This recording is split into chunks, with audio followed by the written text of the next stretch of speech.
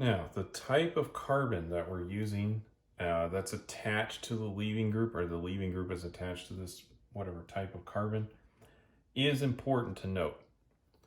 What we'll start off by saying is that this carbon should be sp3 hybridized in all of the cases. And the reason why is this forms the weakest sigma bonds.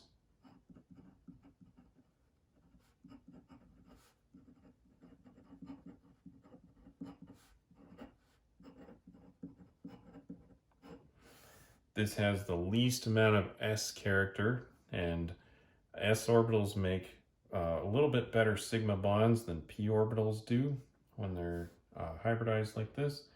And so having that hybridized carbon in all cases, the sp3, this just makes it a little bit easier for that leaving group to leave and the reactions to happen, right? With substitution reactions, we've got to have that leave something else come on. And in an elimination reaction, still, we're breaking that leaving group bond. Now, the next thing with the type of carbon that's actually different between all of these reactions is the number of alkyl groups.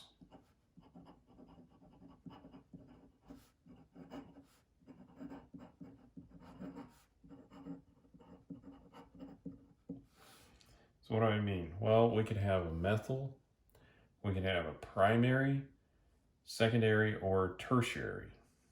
All right, so let's look at what each one of these does.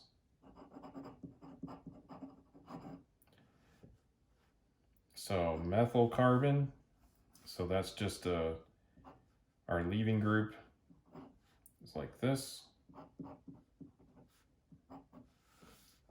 There's that. Primary carbon. So we've got more than one carbon on here.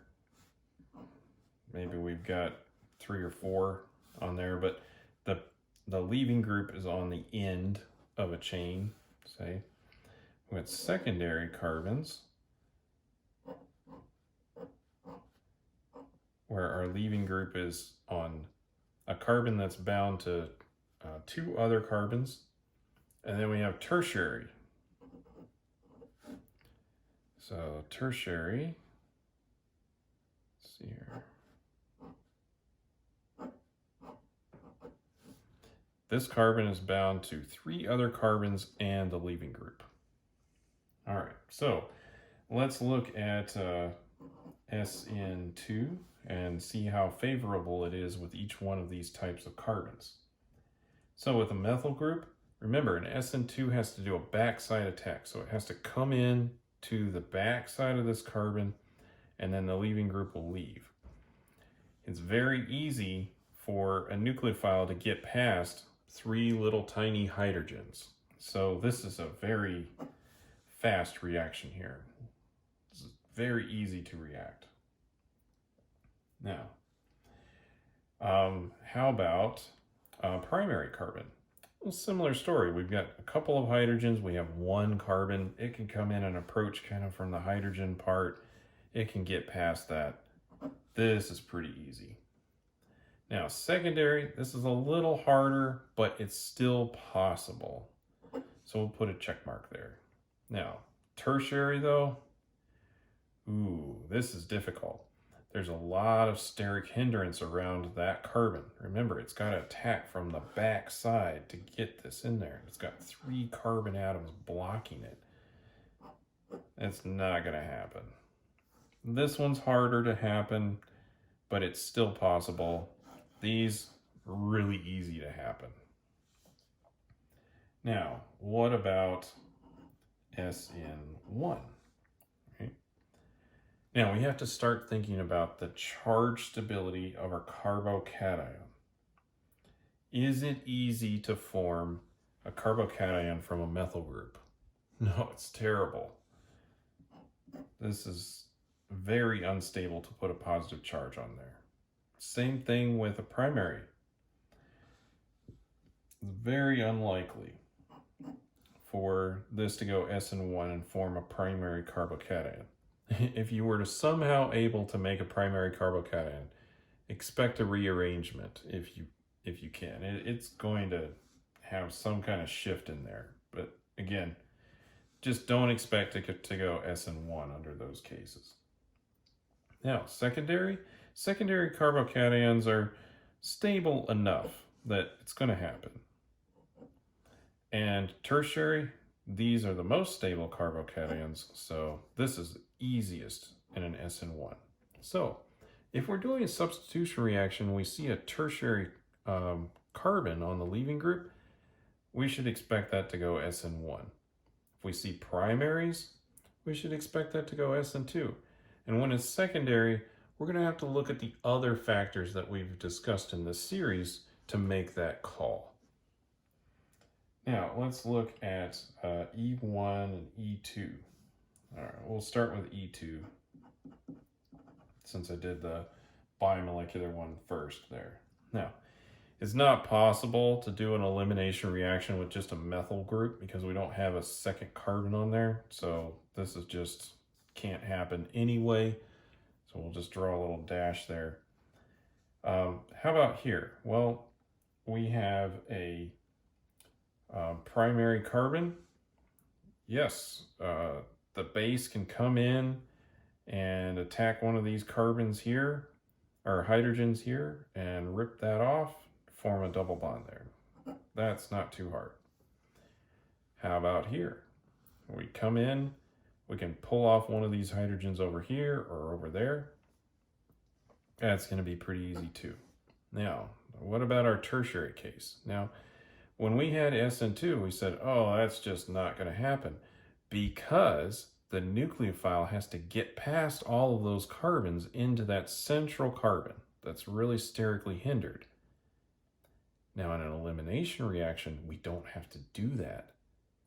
We just have to take one of these hydrogens, one of these protons that are on the outside of the molecule away. So you can do an E2 reaction that's on a tertiary carbon. Not a problem. Those hydrogens are on the outside.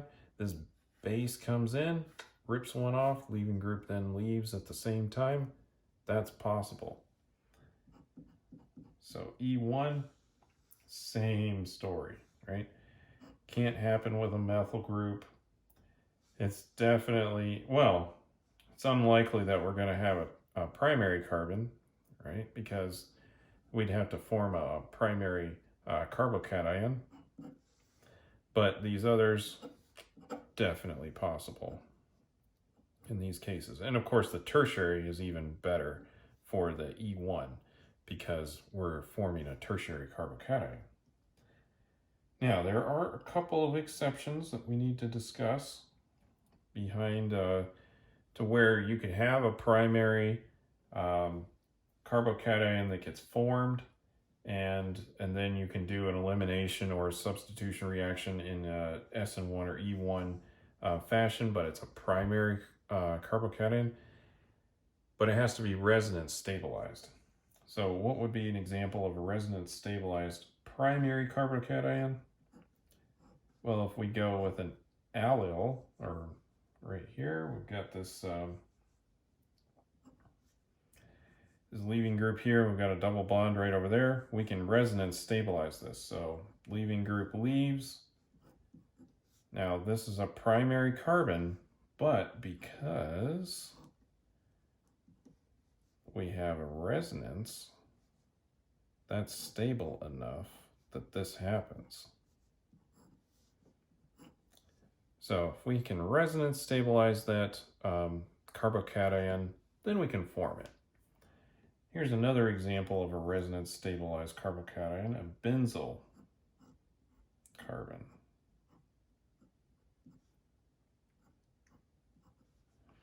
So we have our leaving group leave here, and then we can resonance stabilize the benzyl carbon. So we have that, and this is going to stabilize with, see if I can draw some of these resonance structures here. Put the double bond there, put a plus charge there, another structure,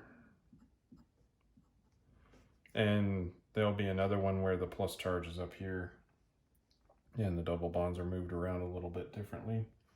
You can also have this happen when there's an oxygen there to stabilize things.